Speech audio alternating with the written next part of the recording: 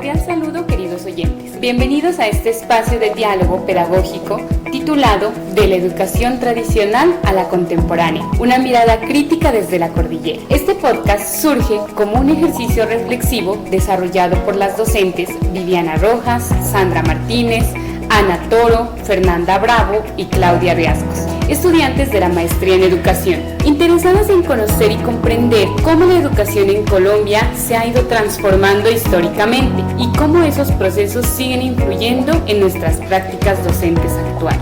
Nuestro análisis en el día de hoy se fundamenta en el artículo Breve análisis histórico descriptivo de la educación en Colombia, de Pérez Vargas e Hidarraga Gallego, 2019, quienes señalan que la educación en Colombia ha sido establecida por múltiples factores sociales, políticos y culturales que han contribuido en la forma como se concibe la enseñanza en cada época. Además, este trabajo se desarrolla con el acompañamiento de la profesora Lady Sachica, a quien queremos hacer un reconocimiento durante este proceso reflexivo, ya que nos ha motivado a comprender la educación no solo como una práctica pedagógica, sino también como un proceso histórico relacionado con movimientos sociales, culturales y políticos del país. En este conversatorio analizaremos diferentes momentos históricos de la educación en Colombia. Iniciaremos con el origen de las instituciones educativas en los siglos XVI y XVII, la influencia del pensamiento ilustrado en el siglo XVIII, las transformaciones políticas y pedagógicas de los siglos XIX y XX y finalmente los desafíos actuales en el siglo XXI, especialmente con la llegada de la tecnología. Más que presentar datos históricos, queremos generar una conversación crítica que nos permita reflexionar sobre cómo la educación ha ido cambiando a lo largo del tiempo y qué desafíos persisten aún en la actualidad. Iniciaremos con el origen de la educación en Colombia. Profe Sandra, para iniciar nuestra conversación, quisiera preguntarle algo que muchas veces damos por establecido. ¿Cómo surgió realmente la educación en Colombia? Claro que sí, un gusto, cordial saludo para todas. Gracias, profe Viviana, por este espacio. Algo que me parece muy importante es comprender que la educación en Colombia no surge como un sistema organizado desde el Estado, sino que inicialmente estuvo en manos de la Iglesia Católica. Y es por eso que vale la pena mencionar lo que dice Pérez e Hidarraga en 2019, puesto que en los siglos XVI y XVII las órdenes religiosas y especialmente los dominicos y los jesuitas son quienes impulsaron las primeras instituciones educativas en nuestro territorio. Y es así como estas instituciones tenían un propósito muy claro y era el de formar la clase alta en funciones administrativas, religiosas de la corona. De ahí que esta educación no estaba pensada para toda la población, sino principalmente para los grupos más privilegiados. Y un claro ejemplo es la fundación de la reconocida Universidad Santo Tomás en 1580, la cual representa uno de los primeros intentos de institucionalizar la educación superior en nuestro país. Entonces, profe, ¿podríamos decir que desde el inicio la educación estuvo marcada por desigualdades? Claro que sí. De hecho, las desigualdades siempre han estado marcadas a lo largo del tiempo, y no solo en la educación, sino en todos los aspectos, ya sean culturales, sociales y económicos, que influyen directamente en la educación. Y eso es algo que también explica el historiador Jorge Orlando Melo en 2017, quien nos señala que durante la colonia de la educación cumplía una función de reproducción en orden social. ¿Y esto qué quiere decir? Pues que ayudaba a mantener las estructuras del poder existentes por parte de la Iglesia en ese momento. Compañeras, y no solo esto, sino que también nos lleva a reflexionar frente a las tantas desigualdades educativas que vemos hoy en día entre las escuelas rurales y urbanas y que tienen raíces históricas muy marcadas, las cuales continúan siendo dirigidas por entes de ideología extranjera. Yo considero que sí, y además sí, desde el inicio la educación estaba dirigida a ciertos grupos sociales.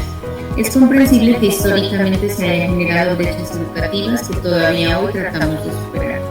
Ahora bien, es importante resaltar la época del siglo XVIII, en donde la influencia de la Ilustración evidencia cambios significativos en la educación. Claro que sí, profe Fernanda. Para esto, la profe Ana nos ayudará a avanzar un poco en la historia, contándonos ¿qué cambios importantes aparecen en el siglo XVIII con el periodo de la Ilustración? Como todos sabemos, el periodo de la Ilustración representa uno de los momentos más importantes en la transformación del pensamiento educativo, puesto que este movimiento intelectual europeo defendía la idea que el conocimiento debía basarse en la razón y en la investigación científica. Es aquí donde la educación da un giro significativo, pasando de un teocentrismo al antropocentrismo más centrado en la razón y el ser humano.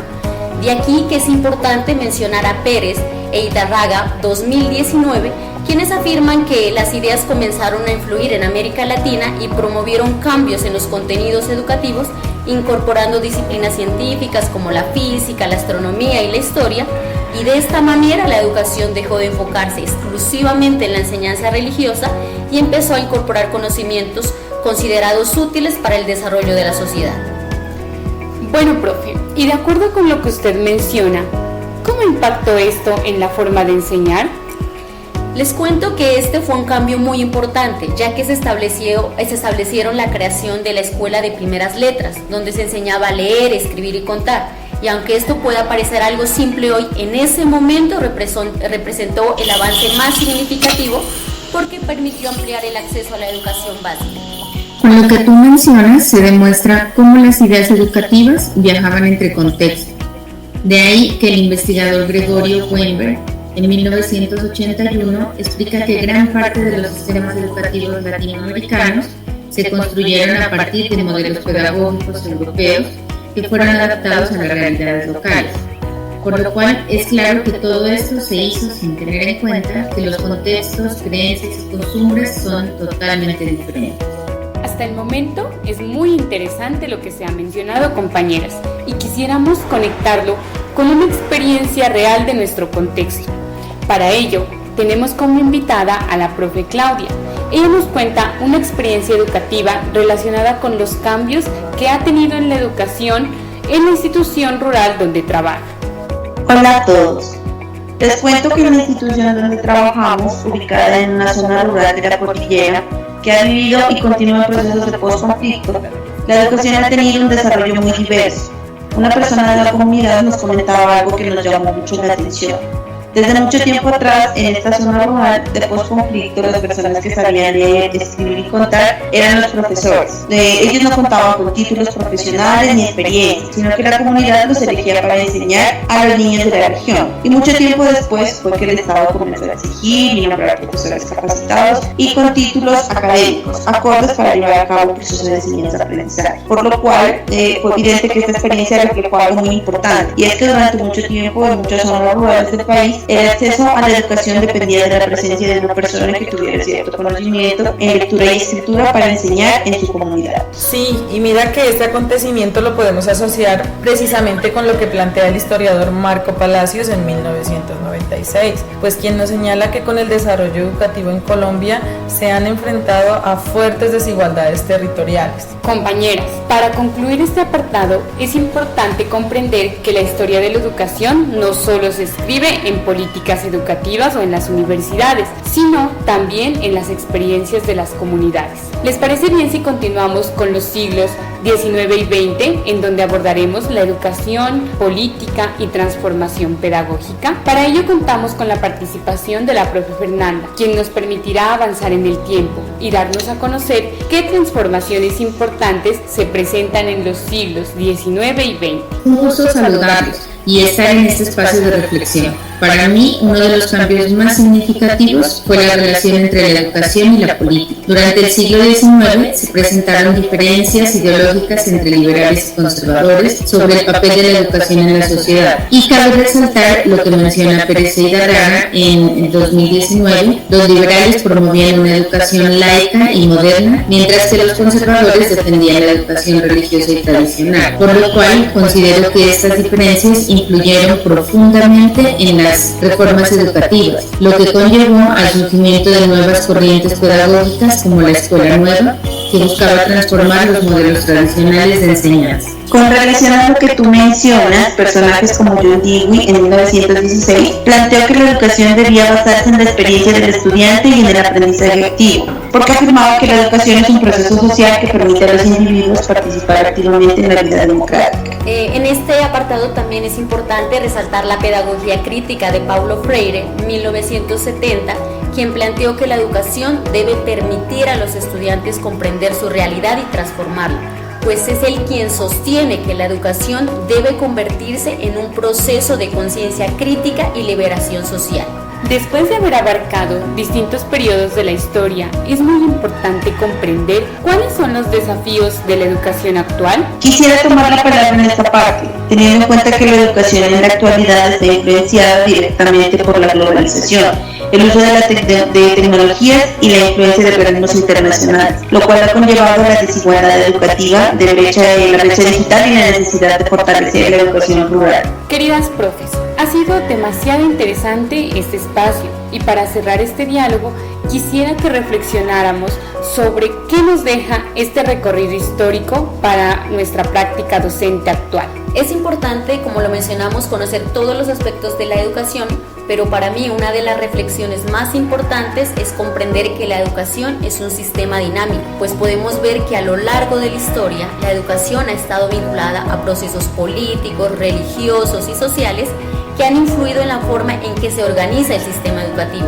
Y esto es lo que nos permite comprender y reconocer que las prácticas educativas actuales son el resultado de un conglomerado histórico que ha sentado las bases de lo que hoy es la educación. Pero mira que en este sentido también es importante reconocer que muchos de los desafíos que enfrentamos hoy en día, como las desigualdades educativas entre zonas urbanas y rurales, tienen raíces históricas que se devuelven incluso a la época colonial. ¿Y con eso qué pasa? Pues que nos invita a pensar en que la educación no solo es transmisión de conocimientos como muchas veces lo pensamos, sino también como una herramienta para reducir brechas sociales.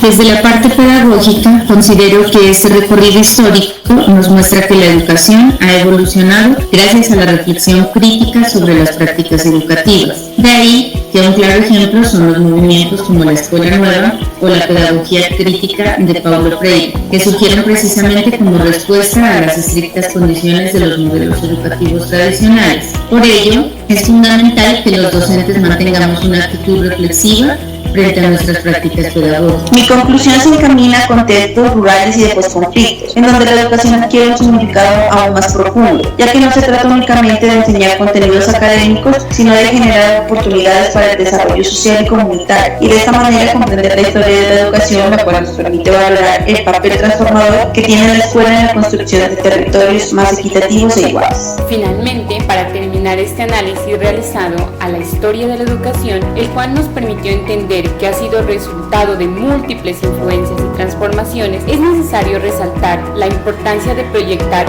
nuevas formas de enseñanza-aprendizaje que respondan a las realidades actuales de nuestras comunidades. Agradecemos a nuestras compañeras Sandra, Ana, Fernanda y Claudia y reconocemos el acompañamiento académico de la profesora Lady Sachica, quien ha contribuido a fortalecer nuestra mirada crítica sobre la educación. Muchas gracias por acompañarnos en este espacio de reflexión pedagógica.